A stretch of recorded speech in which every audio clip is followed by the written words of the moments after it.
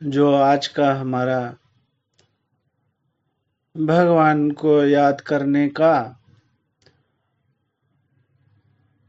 भगवान के किसी नाम से या किसी मंत्र के माध्यम से प्रभु को याद करने का जो हमारा कार्यक्रम है, आइए इसमें हम सब लोग प्रभु का चिंतन प्रारंभ करते हैं। जो एक दो बात बहुत जरूरी है प्रारंभ में कर लेते हैं। जो मंत्र जाप है या नाम जाप है, इसके बारे में बहुत सारी बातें, बहुत सारी कही सुनी बातें बहुत प्रचलित हो गई हैं और उससे सामान्य साधकों को बहुत उनके मन में संशय आ जाता है। जो सबसे पहली बात तो यह है कि हम चाहे कोई भी भगवान को याद करने के लिए कोई भी मंत्र, गुरु मंत्र या भगवान का नाम, कोई भी नाम मन ही मन जाप करते हैं, वो सब कल्याणकारी ही है, कहीं उसमें कोई हानि होती नहीं है। लेकिन फिर भी एक जो बात है, पूरे आध्यात्म को दृष्टि में रखते हुए ये जान लेना आवश्यक है कि जो मंत्र है उसको दो भागों में बांट के देखा जाता है। जो सनातन गुरु परंपरा के महात्मा हैं, दो प्रकार से उसको बताते हैं। पहला शक्ति मंत्र, दूसरा भक्ति मंत्र। तो शक्ति मंत्र क्या है? जो तंत्र मंत्र की साधना है, उसमें बहुत सारे ऐसे शक्ति मंत्र बताए जाते हैं जो उन मंत्रों को जाप करने का विधि भी बिल्कुल अलग से बताया जाता है और वो मंत्र किसी न किसी प्रकार की शक्ति प्राप्त करने के लिए या और किसी चमत्कारिक शक्ति, कोई भव बाधा या और सांसारिक कार्यों, सांसारिक उद्देश्यों की पूर्ति के लिए बहुत सारे मंत्र हैं। और वो सब जो तंत्र मंत्र की साधना करने वाले होते हैं वो बताते हैं। उनमें मंत्र जपने की विधि का भी विशेष ध्यान रखना पड़ता है,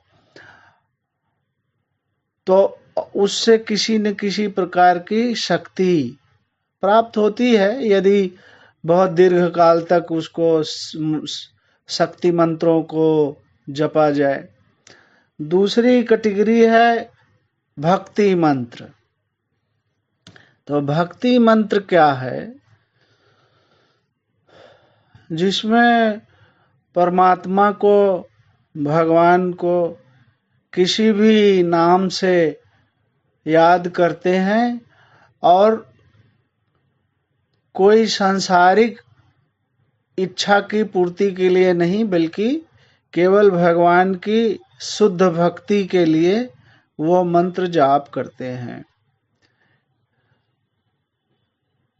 और इसका संकेत भगवत गीता में भगवान वासुदेव ने भी दिया है।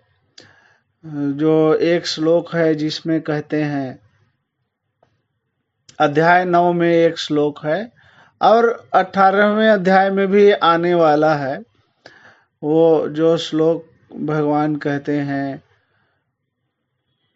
मन मना भव मद भक्तो, मन मना भव मद भक्तो माम नमस्कुरु मामेव ऐष्यसि।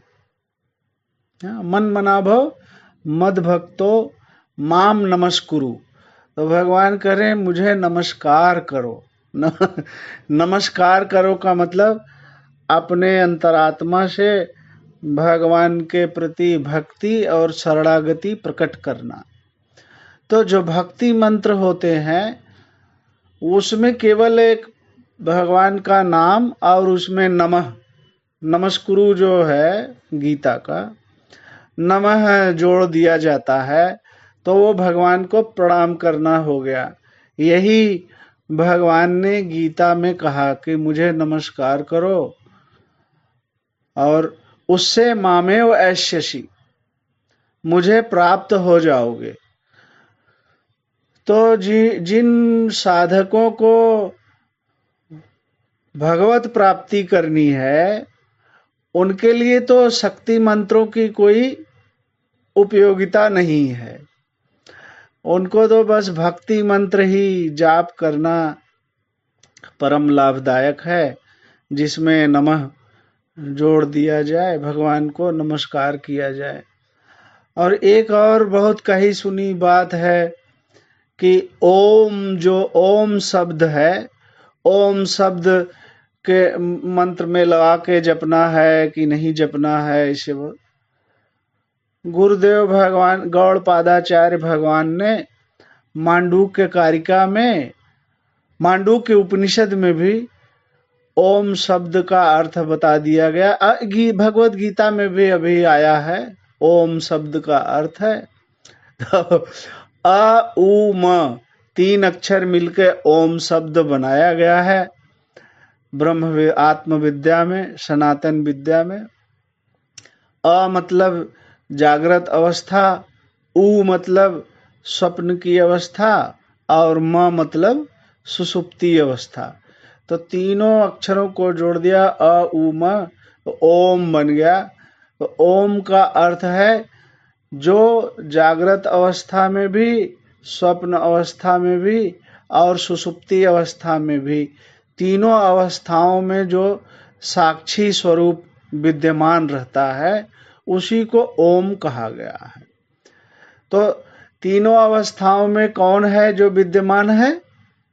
वो चेतन स्वरूप है, जो हमारा आपका असली स्वरूप है। तो ओम शब्द का ये अर्थ है। और ओम नाम जो चैतन्य स्वरूप है वही भगवान का तत्व स्वरूप है। इसलिए ओम शब्द परमात्मा के लिए भी प्रयोग होता है और चैतन्य स्वरूप के लिए भी प्रयोग होता है। तो ओम शब्द जपना कि नहीं जपना, जिनको अपने आत्म स्वरूप का ज्ञान नहीं है तो उनको ओम शब्द जपने से कोई न लाभ है न हानि है। लेकिन जिनको अपने चैतन्य स्वरूप का ज्ञान है वो ये जानते हैं कि ओम मतलब मेरा अपना चेतन स्वरूप आत्मा। तो ओम परमात्मा का भी नाम है। ओम शब्द जपने से भी किसी को कोई हानि नहीं हो सकता है। तो ये 1-2 बातें थी, तो ऐसे हमने बात कर ली और स्पष्ट हो जाए। तो आइए हम लोग जो कोई भी नाम आपको गुरु मंत्र के माध्यम से या अपने आध्यात्मिक यात्रा के भक्ति के माध्यम से आपको भगवान का जो भी नाम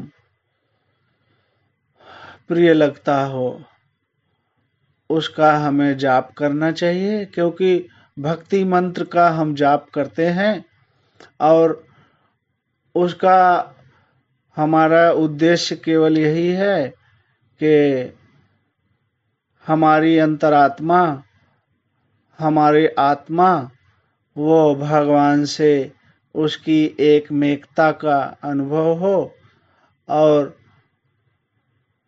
उस भगवान को हम नमस्कार कर रहे हैं जिस भगवान के अंश हैं हम।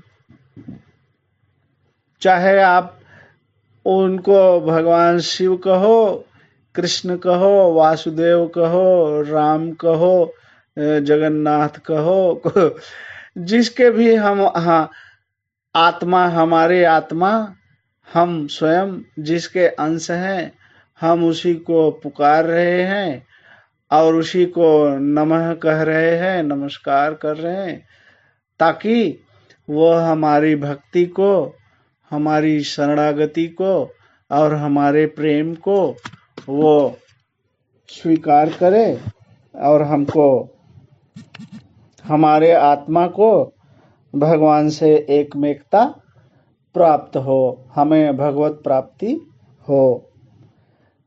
नारायण।